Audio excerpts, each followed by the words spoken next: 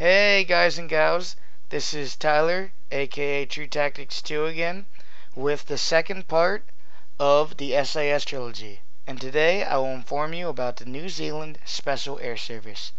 Their motto is also "Who dares wins," same as the British Special Air Service and the Australian Special Air Service Regiment. This unit's key role is to participate in overseas missions and also as a counter-terrorist unit. The NZSAS can trace its roots back to the famous Long-Range Desert Group, a British Commonwealth Army unit which fought in the North African desert and was composed of a lot of New Zealanders. A number of New Zealanders also served in the original Special Air Service Force during World War II as well. In February 1955, it was decided by the New Zealand government that a squadron based on the British Special Air Service should be formed as part of the New Zealand Army. Major Frank Rennie was appointed to form and command the unit, with the decision having been made to recruit mainly from the general public around a cadre of regular force personnel.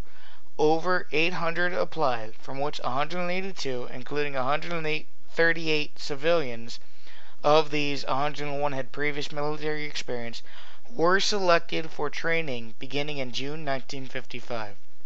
In late 1955, the NZSAS squadron was attached to the British SAS in Malaya. It spent 18 out of the 24 months on assignment in Malaya, operating in the jungle against communist insurgents.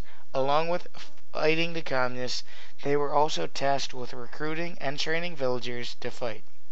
The NZSAS was also involved in Borneo alongside the British SAS and Australian SASR.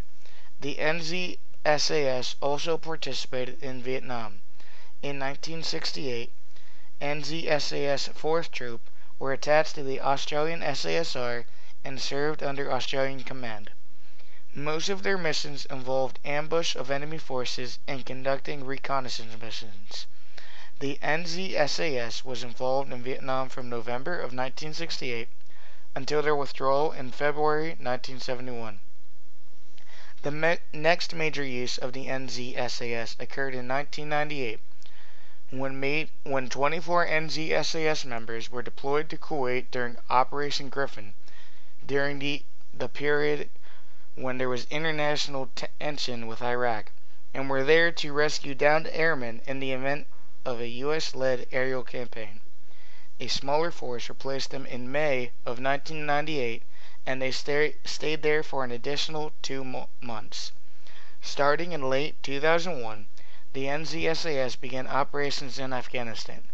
3 6-month rotations of between 40 and 65 NZSAS members served in Afghanistan during Operation Enduring Freedom before being withdrawn in 2005. There is still a lot of secrecy surrounding the missions undertook by the NZSAS while in Afghanistan. In December of 2004, the NZSAS was one of several units awarded the United States Navy Presidential Unit Citation for extraordinary heroism in action. The NZSAS would return to Afghanistan for a 4th deployment and sent 71 troopers. The NZSAS would stay in Afghanistan through 3 rotations from 2009 to 2011.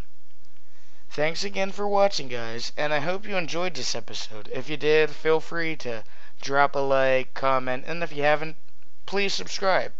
The final episode in the SAS Trilogy will be on the British Special Air Service.